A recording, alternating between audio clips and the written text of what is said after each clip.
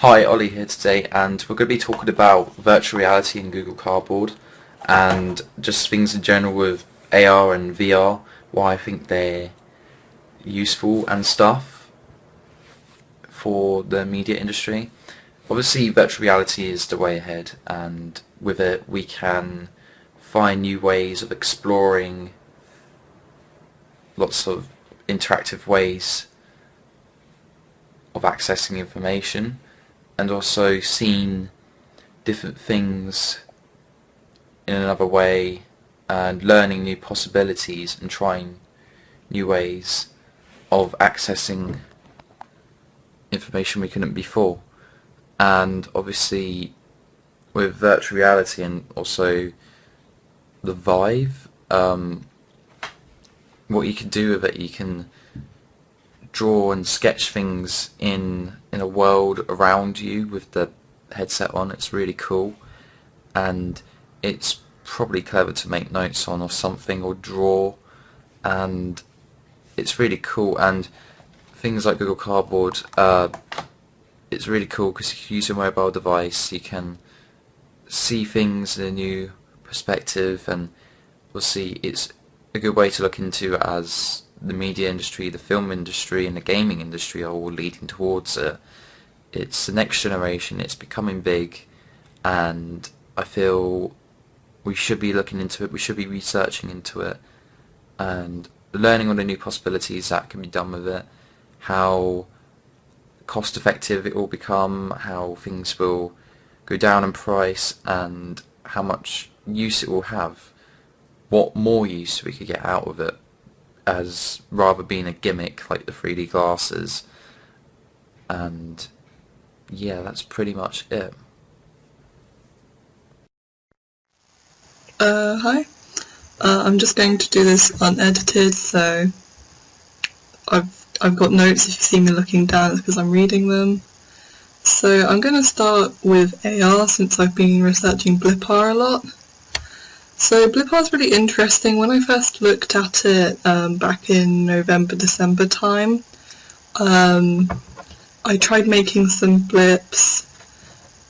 I wasn't that impressed with it, but when I started looking at it again this month, it has got a lot better. One thing I really like is you can just hold your camera to it and it will identify objects just automatically, and it will give you definitions and facts if it can correctly identify that. So I think that could be interesting to use in blended learning.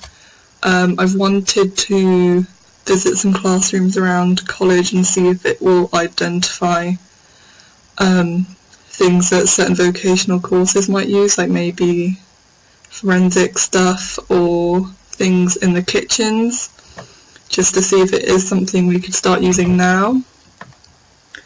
I wrote some pros and cons for using it in the college, just because, like with a lot of new software, not everything's going to be perfect. So the good things are, it's good for blended learning because you can just get on with it by yourself. You can just give students a printed out sheet, and as long as the images are synced up with the app, it will work. Or you can just send them out with the app by themselves and see if they can research items around the college. It's quite unique and engaging. I've not really seen anything like it before. There's lots of possibilities with it, so you can use images, videos, I think you can use sound and possibly 3D things. And obviously it introduces a new technology to our college. The cons are with it is that it's not synced with the drive, so everything you want to turn into a blip has to be downloaded onto your computer. Also, an unfortunate thing is, since we want to use mobile phones, our internet isn't really good enough to have 25 students all trying to download a video at the same time. They're just going to waste time kind of staring at their screen while it loads. So we might have to kind of work around that limitation. I wrote down that not all classes may be trusted to have their phones out. Obviously that doesn't apply to everyone, but maybe certain facilitators might feel that maybe their class isn't ready for that. Also, there's the issue if teachers want to make their own content to use. It's quite difficult. It took me a while to get the hang of. It can be quite time consuming, and also we'll have to teach them that. And also, although Blipar is really good for AR, most of it is just making something that already exists a bit more complicated, especially when we have to spend time training and possibly improving our internet to use it. So that's just my findings on that one app. I'll talk about the research I did into VR. So already mentioned was Within and Expeditions, which are really nice. We can use that in blended learning, but I wanted to look more at things that are more relevant to our vocational courses, because I think it's all well and good to send them on a trip to Machu Picchu, but I think that's only possibly relevant to maybe travel and tourism, or maybe English to give them some writing inspiration. I talked about that with Scott, how they can use expeditions. I looked at a similar app to expeditions called UVisit. They've got experiences, and they also have tours of American campuses, landmarks, events and company HQs.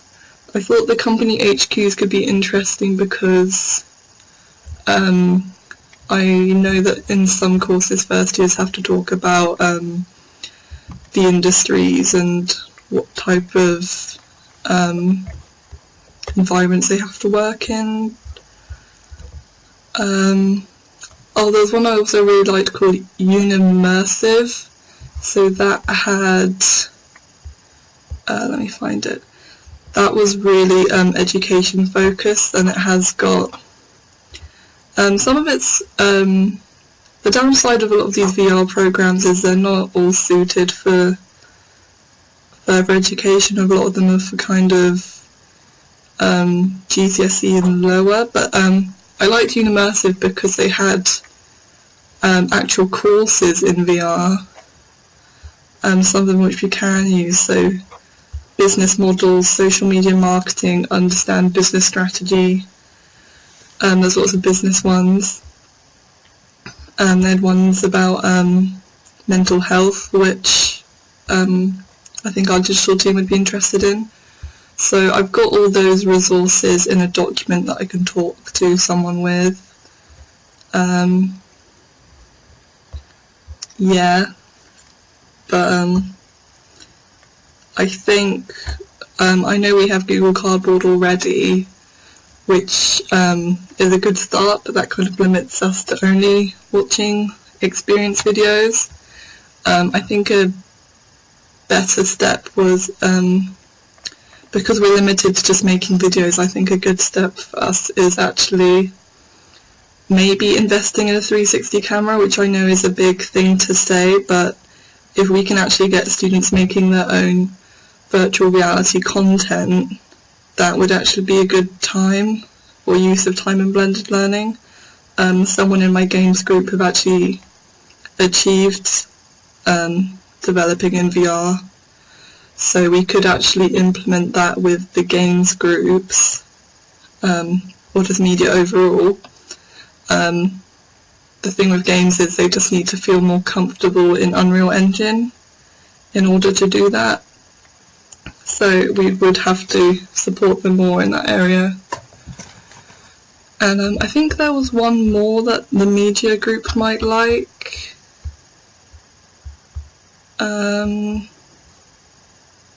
I think it's called ThingLink, and it's you can actually edit images and videos you can edit your own 360 videos with annotations, and I think students can kind of collaborate on that, and I need to research it more, but that looks like something we could really use. It looks quite accessible for us, and since it's editing, it looks like something we could put on the Chromebooks and use in blended learning. So yeah, that's what I've got so far. I've only just touched the research. There's lots more I can do. Let me know if you want links to the stuff I found. And yeah, bye. Sorry this is really long. Alright. Hello. So in terms of using VR in education, I was thinking about two different ways that we could use it. One of them is like creating the expected space for what they could do after the courses.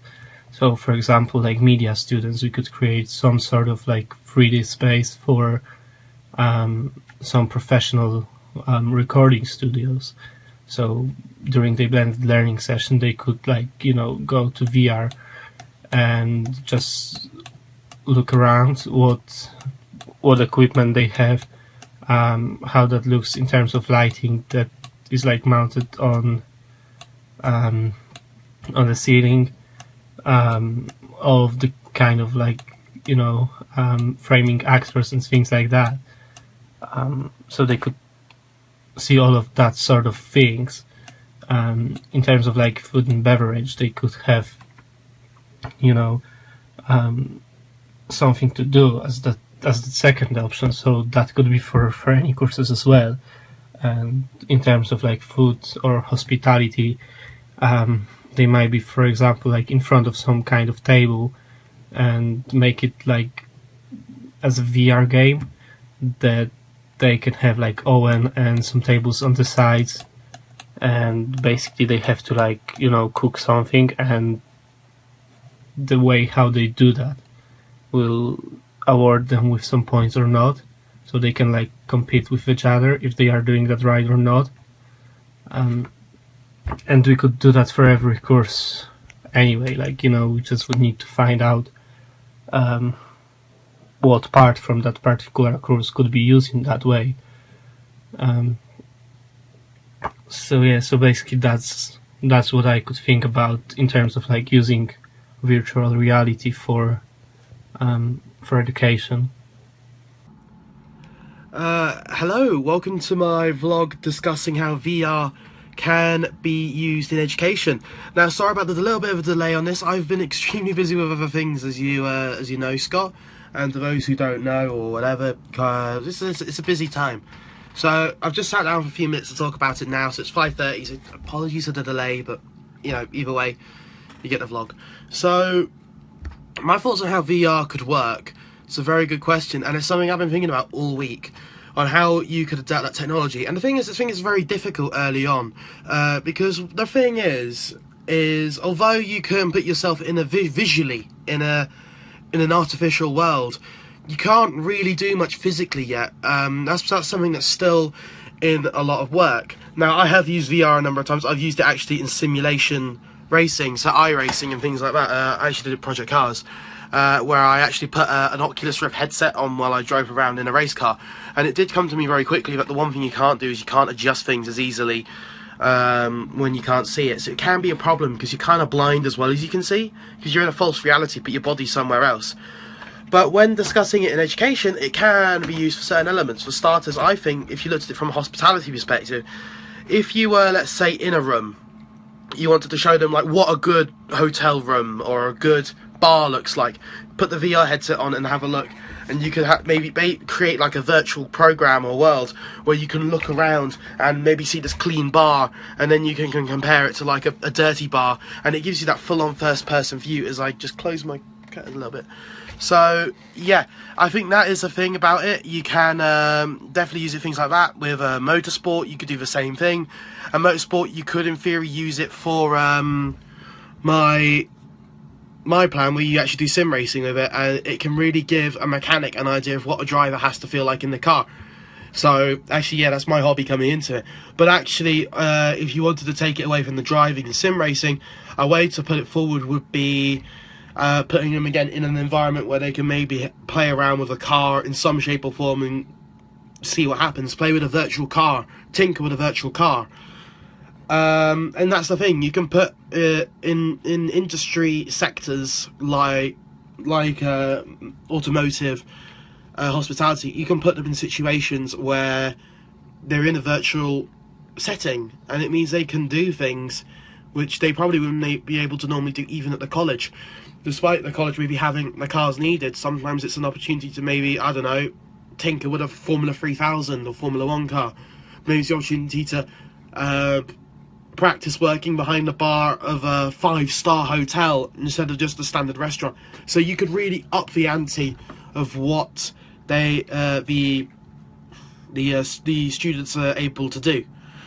So there's definitely a lot of opportunities in that aspect. You have a lot of freedom to open up students to different environments, but I just think it lacks a little bit of that whole being able to play things properly. Like, how would you move something around? How would you do things? Would you use a controller? Would you maybe use like gloves, some type of glove? It's really interesting, and to be honest, it's something I'm not 100% sure, but I do know when I used the Oculus Rift, I was still using a normal steering wheel, and it was weird because when I looked down the car, my arms were somewhere else in the game, but in reality, I was probably like, had my arms in my lap or something. So there's little things like that which I think are putting it behind. And maybe for art as well, looking at it, think about art. They could use it to maybe visit virtual museums. How cool would that be? And that would be great for the art students.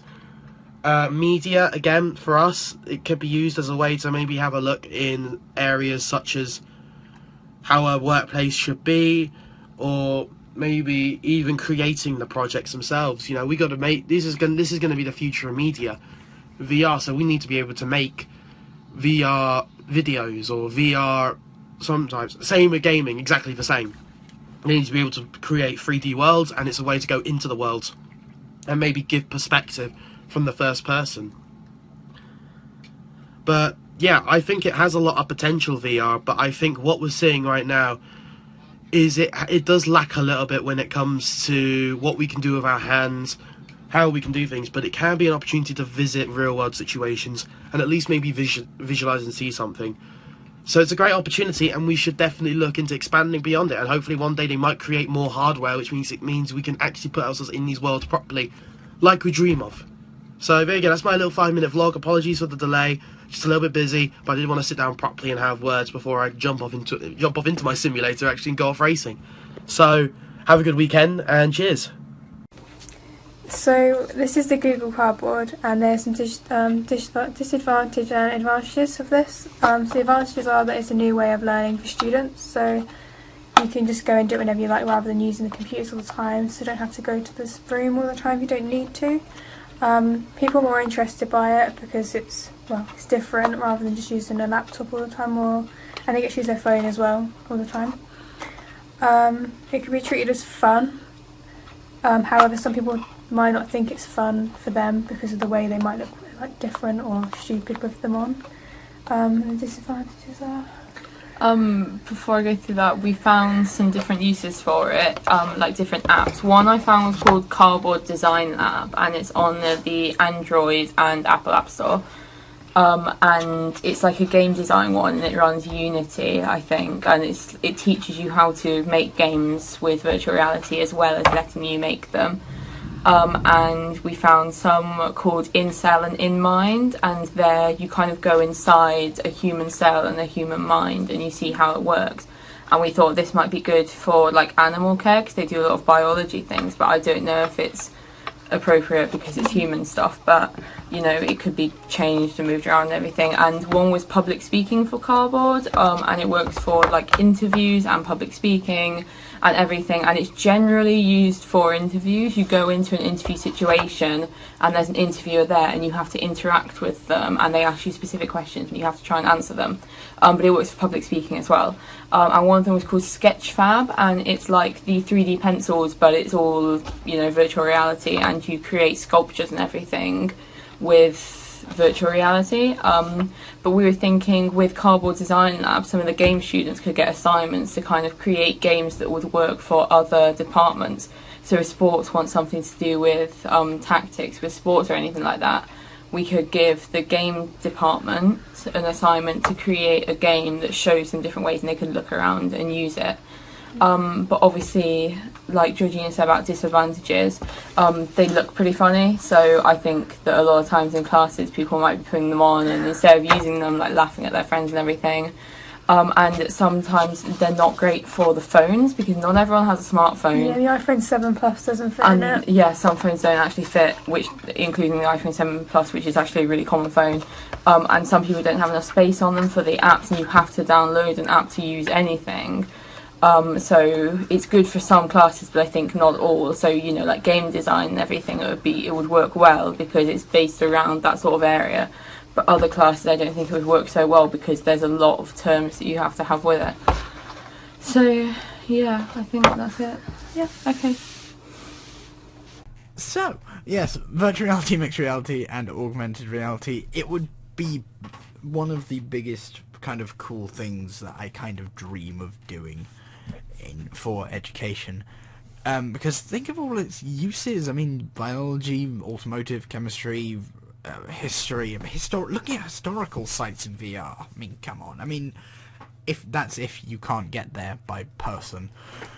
Games, duh, it'd be amazing. Just go here, game students. Go have here's this VR headset. Try and make something.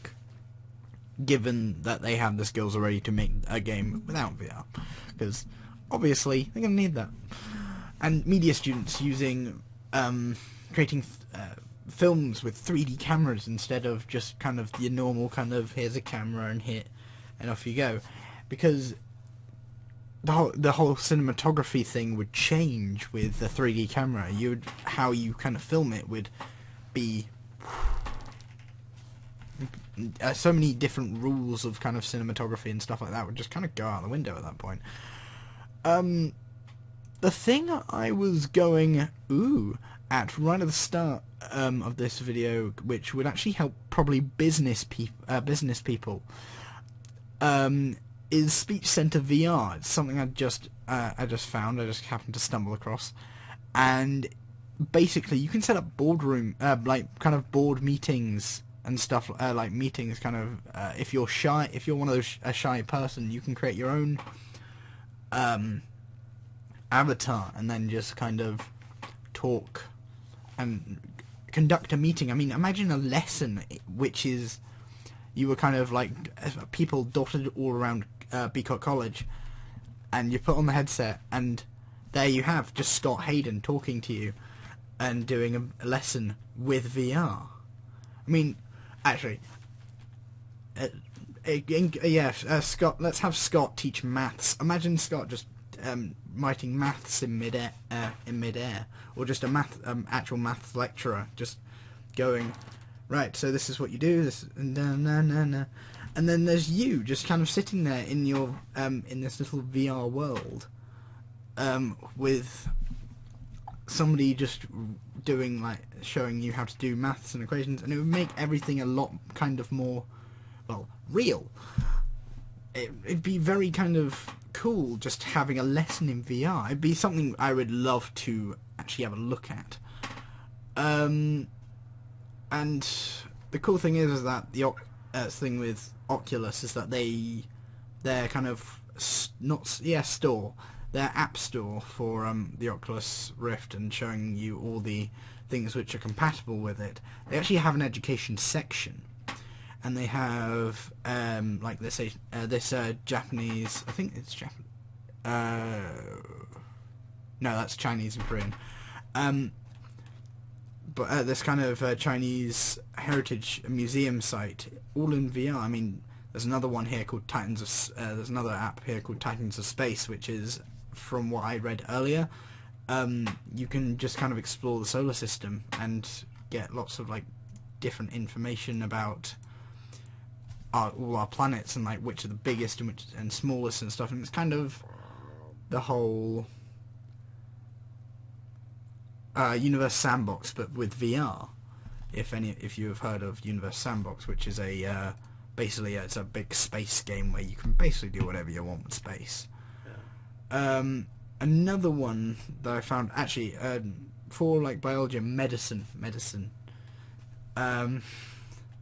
not forensics as I called it earlier. There is autonomy. That's not how you say it.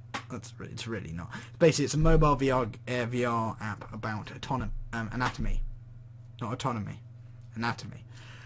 And you can kind of look into kind of how bone and muscles and things like that. That all kind of works.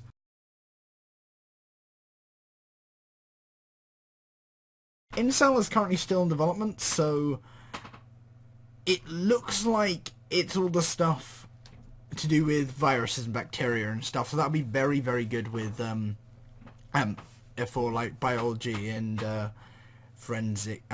Is it forensics? Yeah, forensics. Let's say forensics for now. So it means that it'll be cool just to kind of be able to see these bacteria and these viruses just fighting this never-ending war. That will just never end. That's why it's called Never Ending War. The bottom line is VR education. I'm gonna go that way because that looks like, for me, that looks correct. Like VR education, bam, big thumbs up.